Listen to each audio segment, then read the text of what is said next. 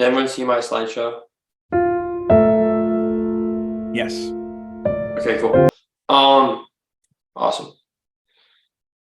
Okay, so, well, this is kind of Madan's phrase, but my post-purchase survey is like a poor man's incrementality approach. So it's like, So it's like, I guess, by poor man's incrementality approach, is like anyone can really do it without needing to invest in like, I guess, like an MTA solution like Northbeam, or like work with measured through they charge a lot for their incrementality measurements. And if you don't have access to that, you can take this poor man's approach, which gives, I guess, somewhat of a less accurate result, but still solves a lot of the issues. A little bit of background about myself.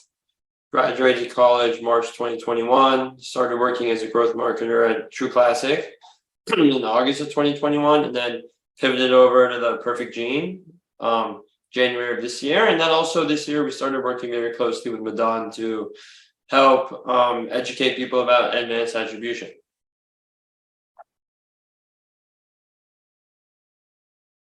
So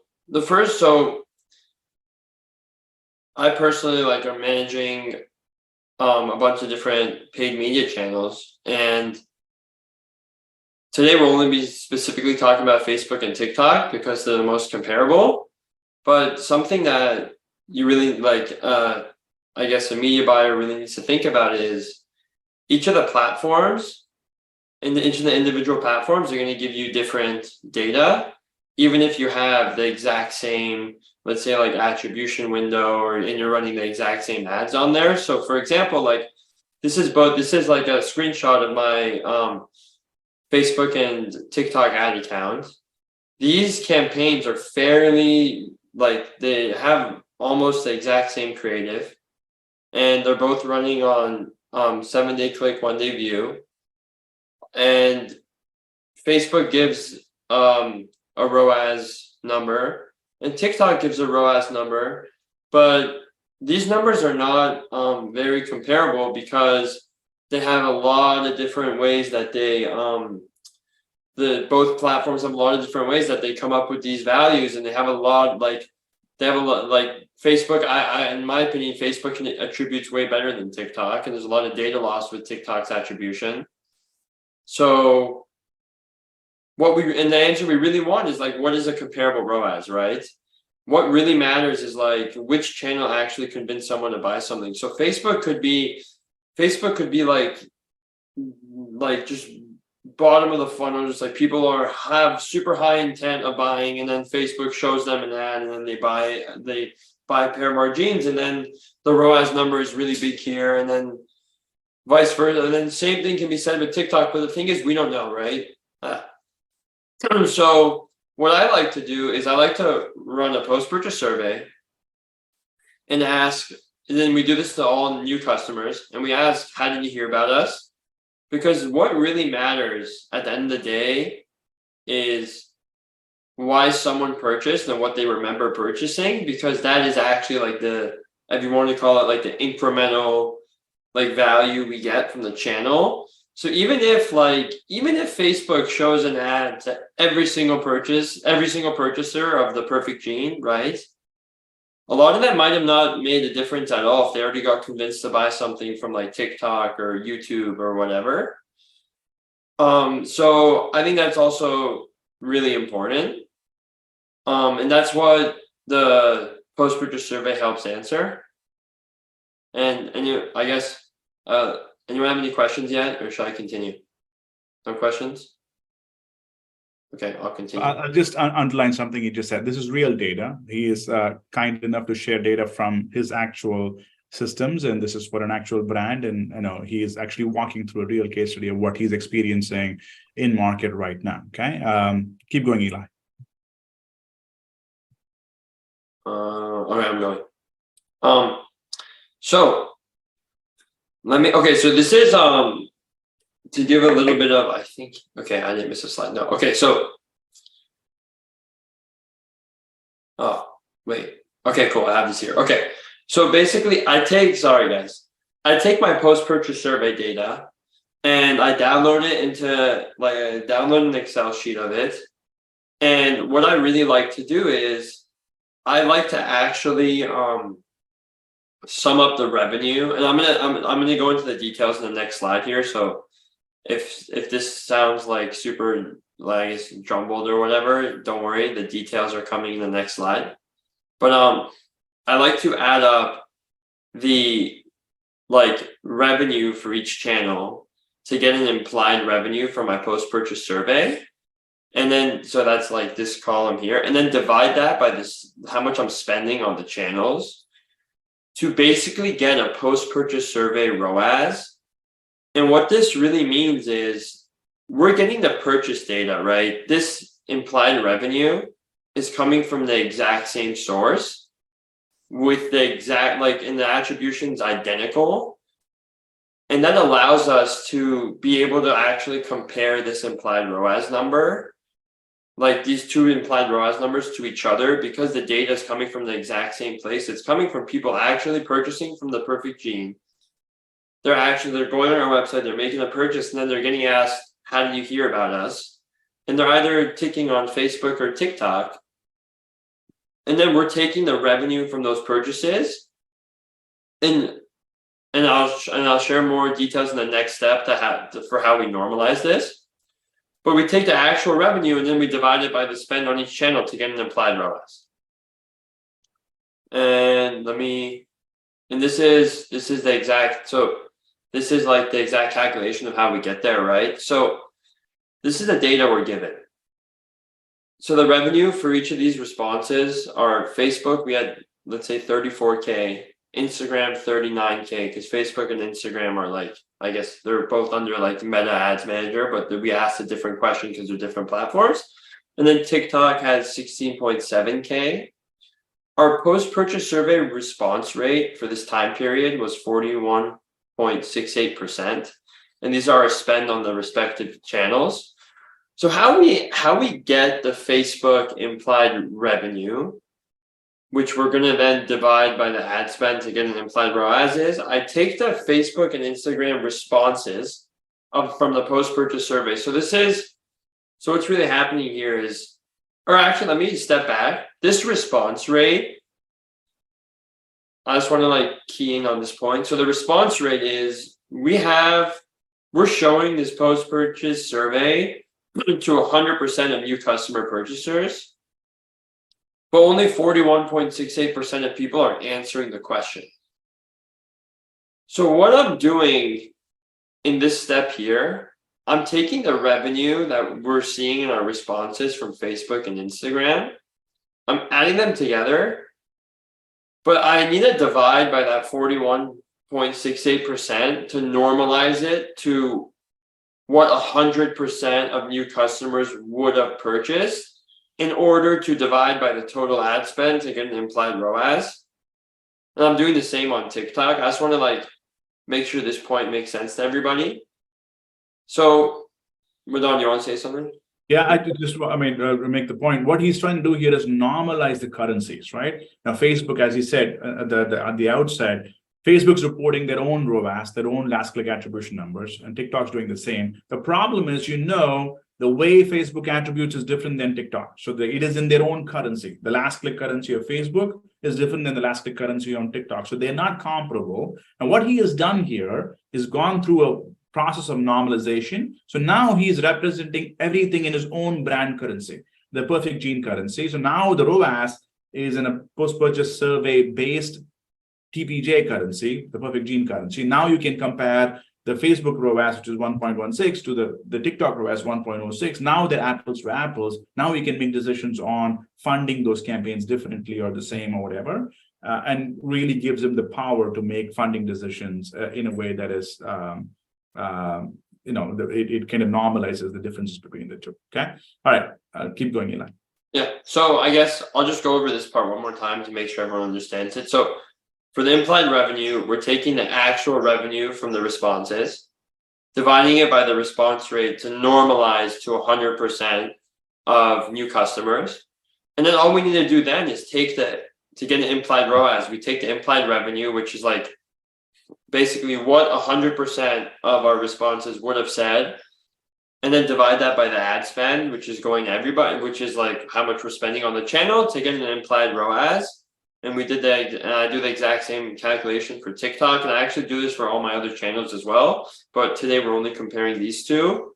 And then let's see what, okay, and then I did want to ask if anyone has a question here, because this is an important thing to, if anyone has a question, this is important to clarify here before we move forward.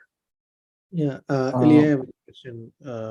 So this 34.6K for Facebook and 39.6K, those are coming from, those are revenue coming from the responses, for which we have the 41.68 is a response rate. So we are again then applying that 41.68 on top of that 41% response, right? So that's how we are normalizing. Or so my question is like, this 34.6 and 39.6 is not 100%. That's 41.68 or less than that. Yes. And again, we are dividing that by this 41.68. So what he's doing here, Kamal, is that the post-purchase survey is like a Google Analytics platform. You go there and then you just quote for a particular period of time. Let's say 2 weeks or whatever it is. In those 2 weeks, you find out the responses for Facebook and Instagram. So the amount of revenue attributed to Facebook and Instagram on the post-purchase survey platform is 34.6K and 39.6K. Okay. Now, the problem is not everybody responds to the post-purchase survey. Right? The survey, not everybody responds to it. Only a portion of them, 41%. What would the results look like if all 100% responded? That's what he is trying to scale or prorate, right? He's prorating it. Now he gets to 178,000. Now he's like, okay, I know that if all 100% responded, the responses would look like the attribution would look like we drove Facebook and Instagram together drove $178,000 in revenue. Divide that by what you spent on Facebook in the same time. Now he's got a ROAS that you can look at. I guess kind of a Kamal, somewhat to answer your question, all of these, the revenue from responses for Facebook, Instagram, and TikTok, that is only coming from 41.68% of people who get the survey. And we want to normalize it to 100% of new customers. That's why we're dividing by the response rate. Okay, understood. Cool. Anyone else? So, Eli, in your experience, what's a good or what is the minimum threshold of response rate, right? If you think is usable, because obviously the more response rate you have, it is better. But what's the minimum threshold where you would say that if I go below this, then I wouldn't want to use it? Really good question. I've never really thought about that because my response rate has hovered around 40%. I usually have it hovering around 40% for like the entire time I was running a survey, but I would think like just thinking about it, like I would say probably like below 20% would make me very uncomfortable.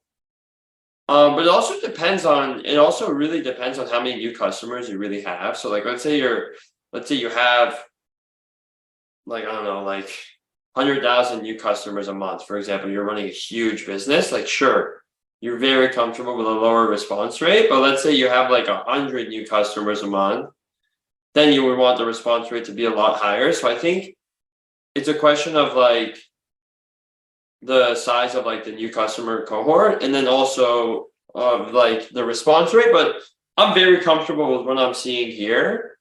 And I've had it hovering around 40% for like, I've always had my surveys hovering around 40%. So it hasn't been an issue for me just yet, but I think that's a really good question. Yeah, so take two things away. One is like, what are people seeing for response rates? You see a number here. So that's one data point you can take away, number one. Number two, in the next class, we're going to have a statistics professor come in and talk about sample sizes. You can also take a more statistical approach and say, what is the minimum response rate at which the confidence interval boils down to 95% or whatever. And then you can use that approach also to ask the question, okay, do we have enough samples to make the use this data effectively, or do we have to take a bigger swath of time to be able to use that data effectively, right? So you can also ask the question, wait for the next class, the stats class, and see if you can also answer the question using a statistics approach. If not, again, ask the question, we'll give you a more practical answer as well. Okay. And when you get that answer, I'm on the Slack channel. I want to know the answer. Sounds good. Okay, so now moving into creating. So, Madan, have you gone over advanced attribution multipliers yet? Okay, so something we can do now is actually take this. I guess take our implied revenue or implied ROAS, either way, and actually leverage this into creating an advanced attribution multiplier for each of these channels that we're running a post-purchase survey on. So I added some more data to this chart here. So we have like the spend on like each respective channel, our implied revenue, which we just calculate, our implied revenue and implied ROAS based off of the post-purchase survey, which we just calculated on the slide before. And now I actually just inputted our channel reported revenue. So this is Facebook's reported revenue and TikTok's reported revenue for the same time period.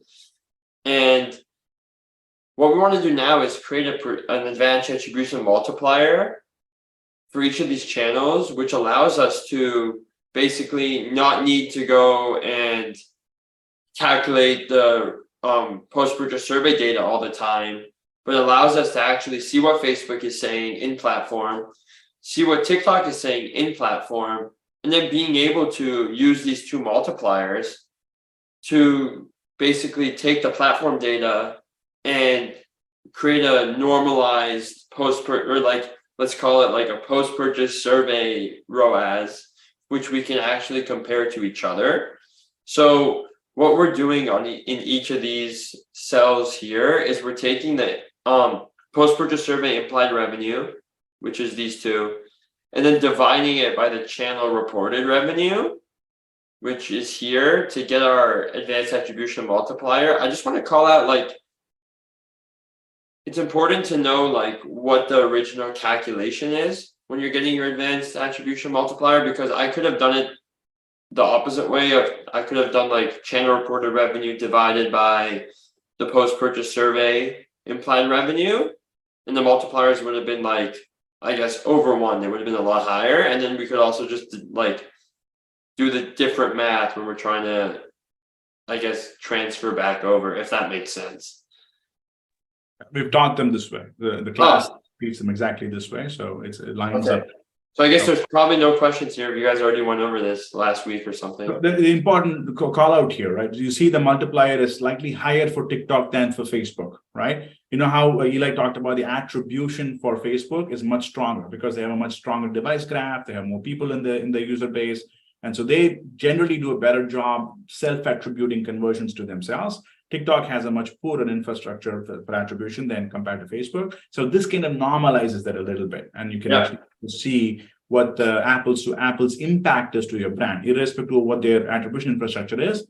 You can kind of understand the impact of your brand in a more normalized way, right? Again, very easy to set up. Post-purchase surveys are very simple, easy to buy. It's pretty cheap. So he's now giving you a way to access multipliers in a way that is very accessible and affordable for a brand. Okay. All right. Yeah, I don't want to share too much about our increment our geo holdout test. So, but you'll see what we're talking about. These multipliers are with like Facebook attributing better than TikTok. There's some cool stuff we have to show you on Wednesday. So don't miss that. Right. That's right. And how these multipliers line up when you use PPS versus geo holdout test versus MMMs. And how they all line up with each other. It's a fascinating case study. Okay, what's the final takeaway slide, Eli? Go ahead, Kamal. I think it's a question. Yeah, one question. So, Madan, in this approach, we are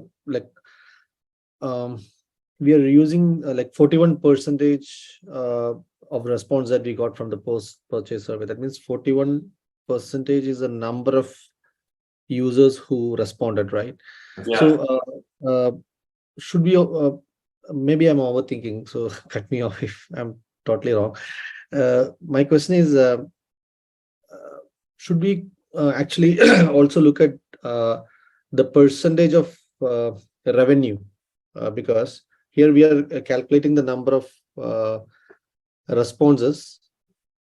So my point is like sometimes 20% of responses can bring more revenue, right? Like for example, if the bias people towards that, yeah. If the AOV, the people who are responding are lower or higher, and it's a good point. But Eli has not done that, but you can adjust for it if you wanted to. One of the problems with using post-purchase surveys is it's not a census exam. It's not a census. It is a sample. Only a portion of the people respond. 41% is a big number. Okay, if only 5% respond, then you're worried about biasing and or people with lower AOVs responding and higher AOVs not responding. Those are all questions you're now starting to process. And you're trying to understand if I should apply it with accounting for the bias and whatnot.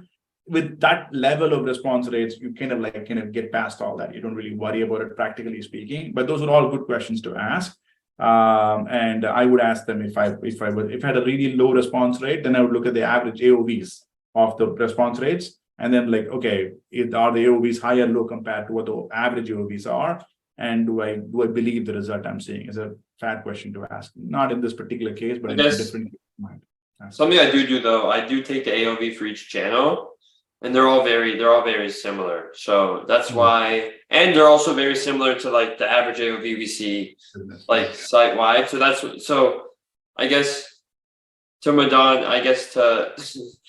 Madan someone answered for me, but I have looked into this a little. I don't like calculate it much, but if I saw any like big discrepancy, it would be an issue. But I would recommend, if you're gonna do this yourself, definitely pull the AOV for each of your responses, like each of the channel responses. So like Facebook, Instagram, TikTok, like internet search, TV, whatever.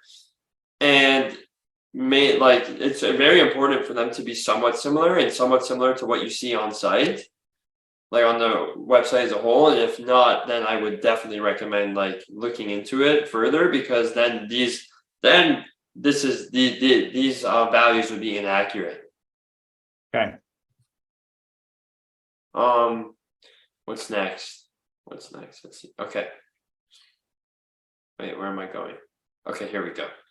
So just to show in practice how we would use the advanced attribution multiplier is, I would take the channel reported ROAS and multiply it by our multiplier that we just calculated in the previous slide to get a advanced attribution ROAS. So on Facebook, we get 1.67 times 69%, we get 1.15. And then on TikTok, we get 1.35 times 78%, which is 1.05.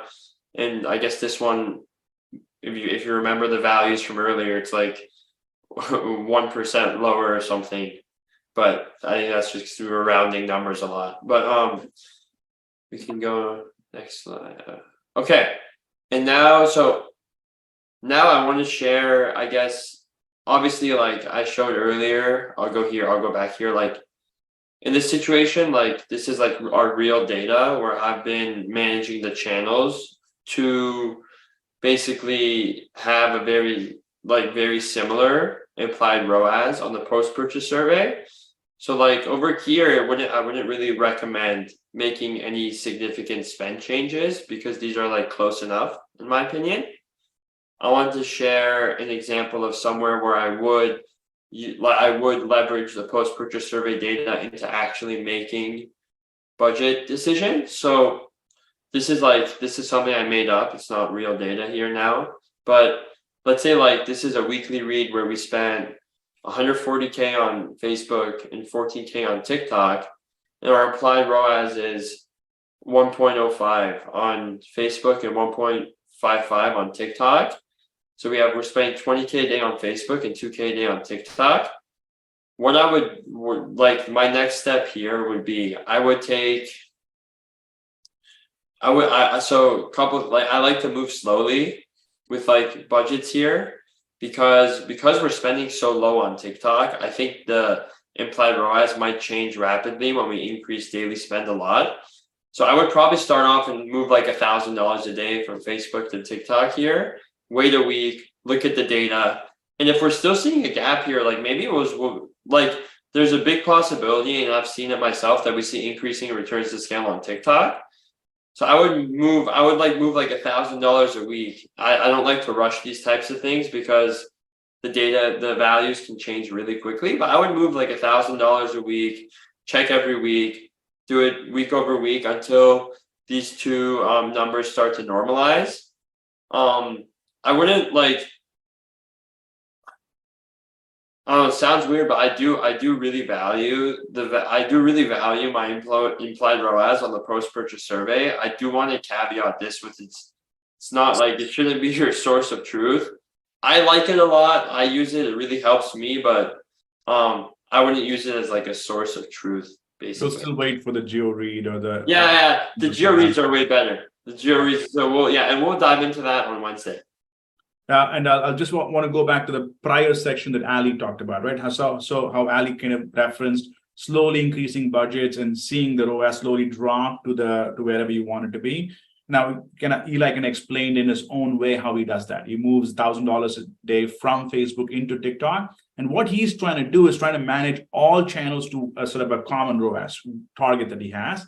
Now, he's also implying, without saying it, that he doesn't have one hard target, right? He's trying to manage it to some common like line of sort of a target that he's converging to. In this case, let's say $1 ROAS or $1.20 or whatever. He's trying to manage everything to the same ROAS, implied ROAS, so you can have budgets all performing to a common ROI target overall, right? It's kind of managing it to that. And to Ali's point, people don't have strict targets. Here's an example. Eli's walking us through. He doesn't have like a strict target. He's trying to get the most out of the budgets that he's been given, right? That's kind of how he's working with it.